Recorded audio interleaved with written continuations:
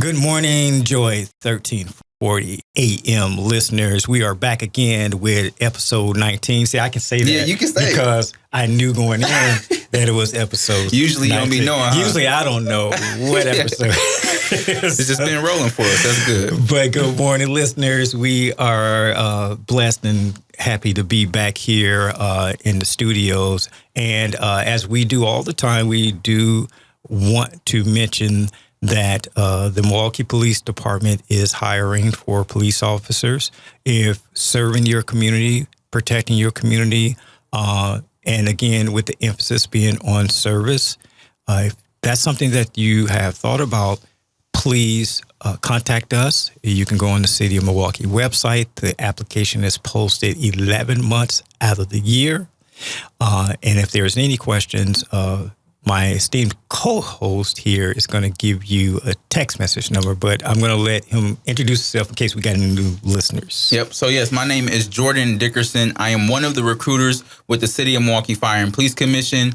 Like my partner and co-host said, we are hiring for police officers. If you ever have any questions, concerns, and you're just kind of curious and want to learn more about what it is to be a police officer, what are some of the requirements, you can feel free to text this number. It's 414-519-6190. Again, that's 414-519-6190. Now, I always like to let people know that it is an actual person. Like myself and the other recruiter, we do respond to those messages ourselves. So it's not a bot at all. So you can just feel free to ask us any questions that you have. Absolutely. And then I would be remiss, I just thought about it, to introduce myself. Oh, yeah. You always forgetting about that. I am Officer Ralph McClain. I am the recruiter for the Milwaukee Police Department. I work out of the Community Relations, Engagement, and Recruitment Unit, along with my partner, in case she is listening, Officer Billy Ellis. So Shout out to Billy Ellis. Shout out to Officer Billy Ellis. Today, we are honored to have inside the studios Raquel Aleman. She is co-founder of Your Move MKE, an organization based on the South Side that's geared toward youth, bringing out the creative aspects of every part of them to give them a chance to express themselves. I'm going to let her talk a little bit about, the organization, and of course herself. We'll get into some conversation about Your Move MKE. So without further ado, I would like to introduce our guests. Raquel Rocky Aleman. Good morning. Good morning. Good morning. Yes, Rocky or Rox. I go by all different names. Excellent. So we usually start with the beginning, but what I want to do is change it up a little bit this morning. All right, I'm doing an audible. I like it. I like it. Yeah, like Justin Fields. I'm doing an audible. Now him saying Justin Fields, like all quarterback. I can't talk about the Chicago Bears. No, let's just leave it alone. Okay, all right. We're doing an audible this morning, so I want to talk a little. I want you to start off talk a little bit about Your Move MKE, because I have to say this. I think, was it August of last year? Was my first time going over to this facility, right? Raquel was gracious enough to extend an invite, like she always does, to myself, and some of the officers from District 2 also come by occasionally too. But man, walking into that space and feeling the positivity, and not even just from the staff that was there, meeting Silky and the others, the youth that were there too. I mean, man, it was just amazing. And then, of course, it helped that when I was a kid, many people don't know this. I think you may know a little bit about this, but I was all about music, dancing. Oh, wow. I was a ticker, locker. Cool. I wouldn't say break dancer. I tried a couple times to do the helicopter and spin on my head. It didn't work out. You still got it in you? I think you can pop lock. Right, yeah. There's some videos, I'm sure, out there. But that I was into writing poetry, writing songs or whatever. So it just spoke to me when I went inside that space. So I want to give you a chance a little bit in the beginning before we talk about you. Sure. And have to talk about Your Move MKE? Yeah. So quickly, Your Move MKE, we have the community center on 11th and Mitchell. And we've been there for a year. But prior to that, we were known as the Hip Hop Chess Club of Wisconsin. So we started in the back of Flippin' Styles Barbershop on 8th and National. And we didn't know we were creating a community or running a program. We just were hanging out, having fun, loving kids, making Thanksgiving baskets for families. We didn't really know what we were doing. We just loved what we were doing. And so we met every week. We would eat together. The youth would play beats on MPC players. They would DJ. They would play chess.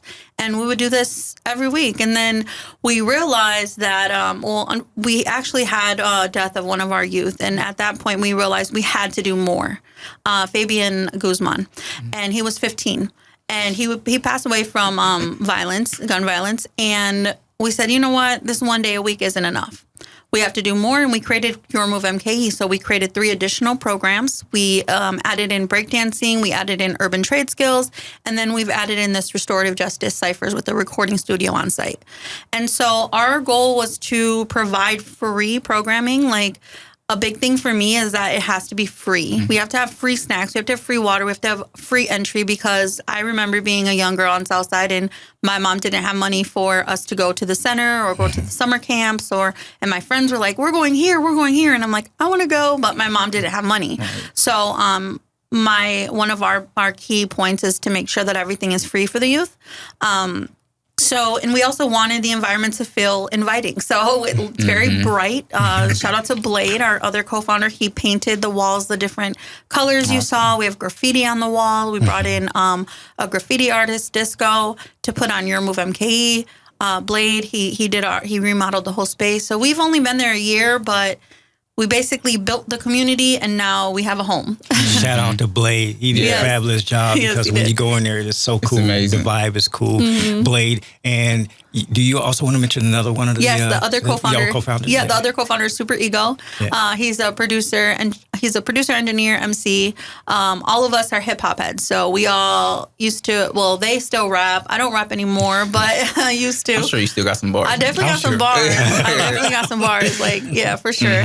But, we're all artists that decided to take our passion, our skills, and use it for something positive in the community. So excellent. Thank you. And I want to touch on more on that aspect. So something beautiful got built out of a tragic situation. Yes. Can you speak about why you continue to go on? Because that could have been a challenge and an obstacle that was placed your way. You say, you know what, this happened. What we're doing is not even worth it. I'm just going to stop. No, you decided, no, we need to do more. Right. Just speak about how that beautiful thing came out of that tragedy.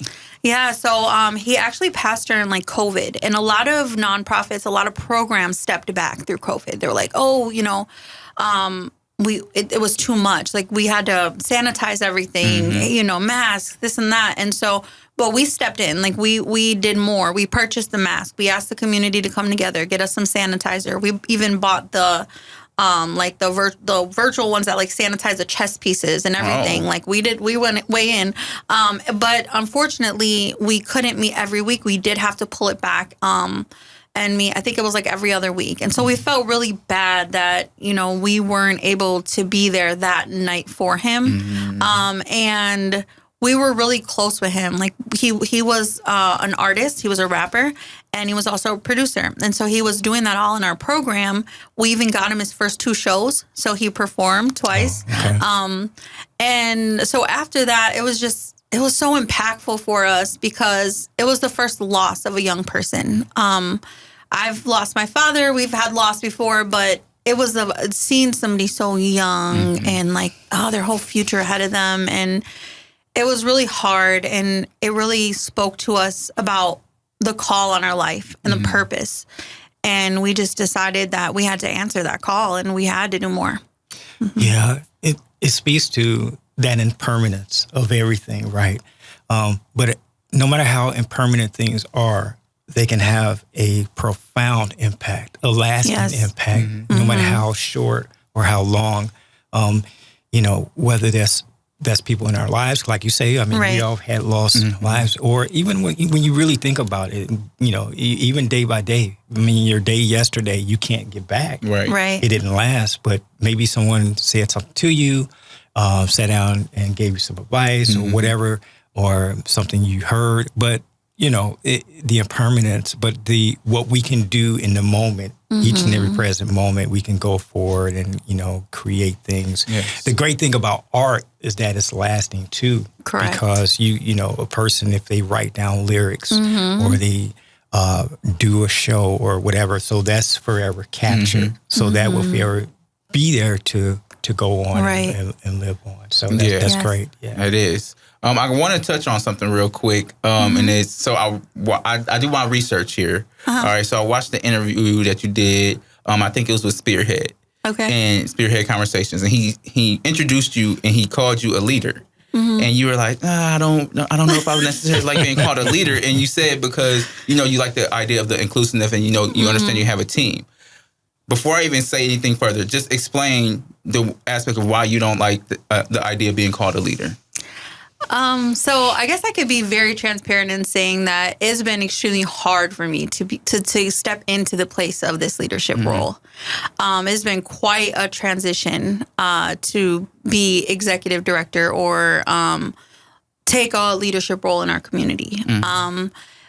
And I'm very team based. Like it takes all of us, we all have you guys met Silky, like and Super Ego Blade. All of us have our own different skill set and we work very well together. And I don't minimize anything that any one of them do, or I don't think that I do anything above any one of them either. So I just have a difficult time. Like, I have a difficult time, and it might be like my humility, but then I also have to really learn how to, also take that place.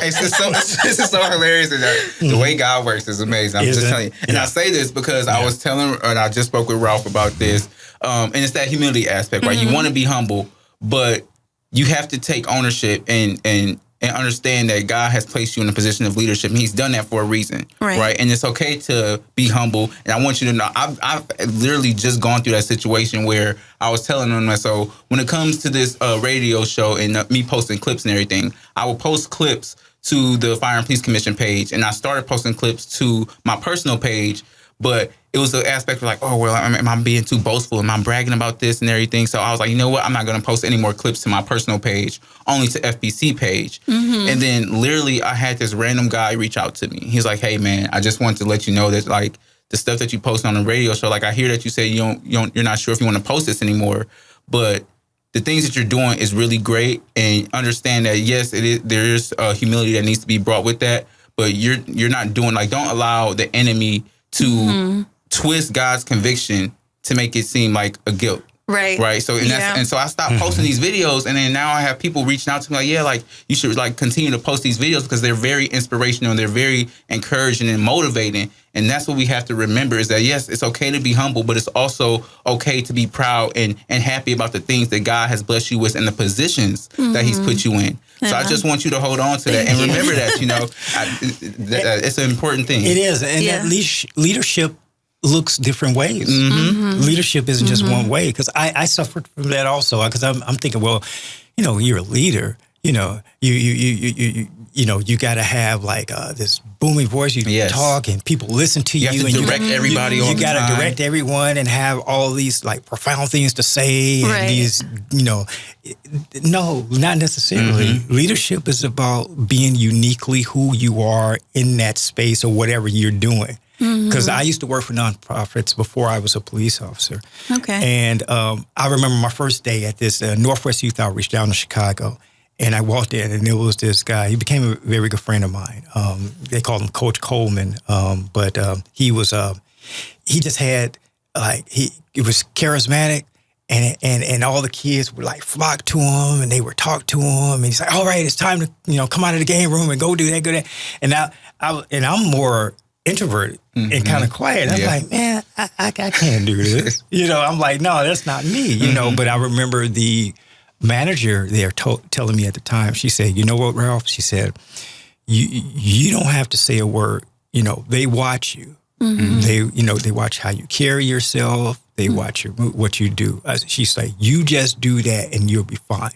And she was right. So I think being authentically who you are and uniquely who you are, And if it comes from the heart, I mean, you're a leader. Yeah, that's so deep that you say that. That's one of my biggest prayers, is just to remain authentic, you know, especially the nonprofit, like to remain authentic, to not chase the grant money or chase the programs or chase the next wave, as so many nonprofits do or so many organizations do, but just to remain authentic, like ourselves, but also our organization. Like, it's really important. Hip hop teaches that a lot. I think you guys would agree. Yes, you're correct. Teaches you your own voice, your own style, how to be authentically yourself. So. Yes, absolutely. So, Rox, where did you're from Milwaukee, of course, right? Yes. Okay. Southside. Southside.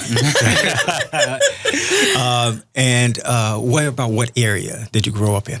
Yeah, I grew up, this is a big question. I grew up in a lot of homes, about like 30 different houses on the south side. So mainly that I recall, National Avenue, Scott, Lapham, like 21st and Lapham area, 10th and Lincoln. Lincoln Village is big to me right now. It's kind of like where I work out of and am, in historic Mitchell Street. Okay. Wow, you said 30 homes? Yeah. Wow. Quite a few. Yeah, we had a very difficult childhood. Okay. We're always into the arts or rapping, writing, that kind of thing? So I started poetry. It started as poetry, turned into rap, more as a coping type of way for me to express myself, get out the things, in our communities, therapy is looked down on so much that we have to find other ways to cope. And sometimes that might look like rapping or breakdancing or whatever. For me, it was rapping.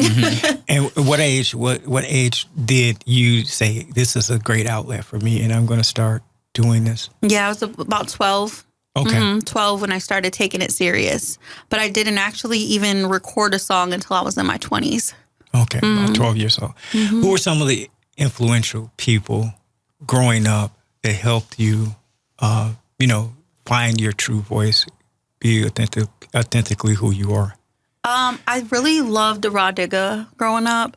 I just loved how, although she was a female, she was very aggressive in her bars. Like, she was not holding back for nobody. And she wasn't shy about it. She was not shy about it. She was letting you know. She was bringing a bat. Like, I was just like, I like her. Like, this is my girl. Lauryn Hill was kind of like, she was all sweet and soft. And like a lot of the girls were more like soft. Even you think of like the Brat or like other type of, I was like, oh, they got like soft, but Raw Digga was just so aggressive, and I really liked her style. And so it was her a lot for me. And it was also, I would honestly say my mom was a big influence in my life, even though she showed, like, at the time her behavior was manifesting in a way that it was showing me something that I shouldn't do. That also helped me see what I shouldn't do and go the whole opposite direction. Wow. Yeah. I want to go back and start and talk about the youth a little bit, because I know that's important to you. Yes. Just express, why is it so important for you to be that voice, and kind of, there's always a divide between our generations, between our youth and our elders, right? There's always like our elders are talking down on our youth, and our youth don't really show like the respect that our elders deserve. But it seems like you're trying to be that bridge and understand that, listen, we need to listen to our youth and understand where they're coming from and understand their perspective, and you want them to have their voice. Correct. Why is that so important for you? It is extremely important because I think a lot of people have our youth misconceived. We just think that they're all, we see what we see on the news. We see what we see on TikTok and Instagram and, the things that are happening, the decisions that they may be making, may legitimately be making. Right. My own son has made some bad decisions. You know what I mean? But at the same time, we have to learn how to love kids through what they're going through and really be there for them.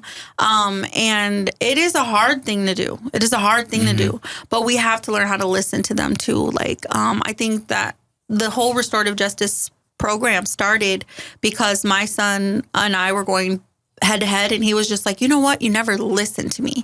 You're always going to work. You're always doing this. You're always doing that, but you don't ever sit and listen to me. And I was like, ever since then, him and I go out to eat, we talk, I listen. But it really made me think, like, if myself, as I look at myself as a pretty good mom, and my son feels that way, imagine how some of our kids feel, whose parents are out or not there or working or, whatever the situation in jail, whatever it is, they don't have anyone to listen to them. So we really have to create spaces for intergenerational spaces as well. Like even our hip hop chess club, like we have adults sitting with kids and they're at the same table, and that's like a form of mentorship, and they're building relationships. It's an intergenerational relationship happening, and they're able to connect. And now when adults look at youth, they're going to humanize them. And that's why I like bringing officers in as well, because then officers are humanizing our youth as well, And we have officers that come to the Hip Hop Chess Club at Mitchell Street. We have officers that, have been involved in our restorative justice cipher. And it's just really important for us to really hear what our kids are saying and really, really hear how they feel. Yeah, that listening part is important, Yeah, that hit home. Even like you said, as a parent. We're busy with our different endeavors during the day. Right. And then you get home, and then your son or your daughter are trying to tell you about something. And sometimes, if you're anything like me, constantly ruminating about something, things running through your mind. And so you're listening, but are you truly listening? Right. Exactly. And we do that even with people, with friends and coworkers too. Definitely. You're in your mind, either you're thinking about something or you're trying to, you want to give a suggestion and an opinion about something, but are you like really, truly, deeply listening to the person? And it's funny because one of my friends, she posted this post on Facebook, and it was a sponge, and then there was a brick, and then there was water. There was a pour spout going into both of them. And in the picture, you see that the sponge is absorbing, of course, the water, and the brick, all the water is just kind of splattering to the side. And sometimes that's how it is when we listen. When we decide that we just want to listen just to respond, rather than listen to actually hear what the person is saying. And it kind of just showed that dynamic of why it's so important to, because in that moment, let's say when you and your son are going back and forth, if you just kind of like, just talking to him, you always having this conversation, you were only just listening to respond, you wouldn't really have caught that in that moment, like, wow, he actually told me, like, I need to listen, I need to hear what he's saying. And you were able to do that because in that moment you were a sponge, and you were absorbing the stuff that he said to you. Yeah. Was there a moment since your move MKE, or any moment dealing with the kids, that inspired you personally that you could think about? Yeah. I think that we have a young girl, and her father, I see myself in her so much. And her father had come out of prison, and I think that it was just really touching for us to be able to be there for her during that support. This is a lot of what I dealt with, my dad being in and out of prison, and hearing her say a lot of the same things I said. And it was just like, God, this is why you have me here, And so I think that was one of the most touching things for me, but also our center, like getting our space. We felt homeless. We were doing hip hop chess clubs on corners. Like we would do hip hop chess clubs anywhere anybody would let us do one. Now everybody wants us to do them everywhere, and we have a center, but we're still doing them everywhere. But it's like now we have a home, and so it feels like getting that space, walking in the doors. It was so different for us. It was like, wow, this is real now. It's not just a nonprofit like that we are doing on the side. Like now this is real. That's great. That's great. I always like to ask this question just for women out there, because I think women, they always need, it's tough out there, So I just want you to kind of always just give your perspective and give some advice and shed light on a woman who's kind of like maybe dealing with a tough time. You spoke about how your past was a little bit rough and you've gone through those times, but look at you now. You're glorifying. You're someone who uplifts other people. So how did you get through that time and speak to someone right now who may be going through a tough time and give them advice on how to get over that? Yeah, I mean, I'm actually still going through a tough time right now. Like we all go through our battles, our struggles, our ups, our downs. And I think it's really important to, one, lean into God and really just lean into prayer, really lean into journaling, really lean into getting it out and not holding it in. But as a woman as well, just knowing your self-worth, knowing that, you are valued, you are a high value woman, you are a high value you have a high value purpose. And I think that most women, if we are dealing with anything, it's most likely going to be like relationship, job, or kids, right? Like those are our big three, right? And it's not going to last, and you got over the last thing, and you're going to get over this thing, and you're going to look back and laugh Yes, awesome. that's awesome. It's always beautiful. You play chess, Jordan? I play a little bit. I was never like super good at it, but we did have like a after school activity where you could go into the library and play chess. So I understand the basics, but I don't think I'm going to be out there, beating anybody in competitions or anything. Don't pull up to us. The kid will really. I might do it just so they can beat me. Humble myself a little bit more. So, Raquel, explain the importance of chess, since that's where it kind of spawned from. As far as chess and that importance. Yeah. Chess is just so important because it really helps the youth to think ahead. It helps them to look at, like, one of my favorite aspects of the game is it really helps you to look at the whole board. Before you make a move, you're going to think about it. You're going to think before you just, like, have to do something and look at the whole board. And we have to do that a lot in life. And another thing I always tell the youth is, like, you have to know your pieces, and that's in life too. You have to know who's who in your life. You have to know, this is the person I can rely on for this. This is the person I can rely on for this. And not everyone plays the same role in your life. And just like chess, not everyone can play that same role on the board. Great. So I don't think she just realized that she was spitting bars right there. And speaking of spitting bars, that's a perfect segue, because I do want to ask this question. You know, we usually ask our question of the day. Yes. So especially with you being a creative, a rapper, a writer, if you were on a deserted island and could only have 3 hip hop artists, right? Their whole discography. Who would those 3 artists be? Oh, I would have to say, well, I think now I would have Emerge, our youth group, because that's literally all I listen to their music all the time. Okay. I would have my son. My son is also a rapper, so awesome. I would have his music, Ant 7th Street. Okay. You might not want to check it up. It's a little much. And then I would likely have, I'd have to say probably Lauryn Hill. I love the vibe she gives. She is awesome. That's beautiful. She's Well, great. as we get ready to end, just let the people know out there, let the listeners know, where can they find you at? Yeah, it's www.yourmovemke.org.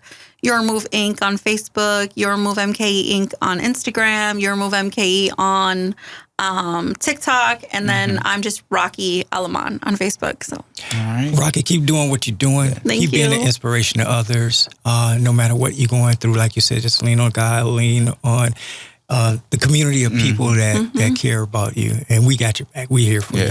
Thank you. Yeah, All right. God bless. Absolutely. God bless God everyone. bless. Take care.